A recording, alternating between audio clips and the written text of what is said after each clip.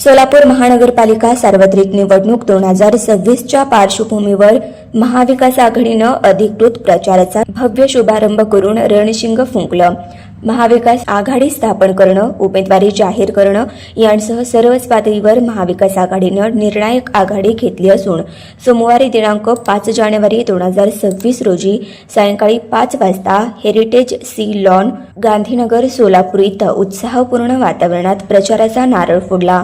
या प्रचार शुभारंभ कार्यक्रमाच्या अध्यक्षस्थानी देशाचे माजी गृहमंत्री सुशीलकुमार शिंदे, महाविकास आघाडीचे नेते खासदार धैर्यशील मोहिते पाटील, खासदार प्रणिताई शिंदे, नरसिंह आडम, शिवसेना उद्धव बाळासाहेब ठाकरे पक्षाच्या उपनेता अस्मिता गायकवाड, माजी आमदार प्रशांत येलगुरवार, काँग्रेस शहराध्यक्ष चेतनभाऊ नरोटे, राष्ट्रवादी काँग्रेस शरदचंद्र पवार पक्षाचे शहराध्यक्ष महेश गादेकर, शिवसेना उद्धव बाळासाहेब ठाकरे पक्षाचे जिल्हा प्रमुख अजय दासरी, मनसेचे नेते दिलीप धोत्रे, जिल्हा प्रमुख विनायक महेंद्रेकर, लोकसभा समन्वयक प्रशांत इंगळे, ज्येष्ठ नेते शंकर पाटील, भारत जाधव, युसेफ मेजर यांच्यासह महाविकास आघाडीतील अनेक मान्यवर मोठ्या संख्येने उपस्थित होते. या निमित्ताने सोलापूर शहराच्या सर्वांगीण विकासासाठी महाविकास आघाडीची स्पष्ट भूमिका, धोरणे व दिशा जनतेसमोर मांडण्यात आल्या.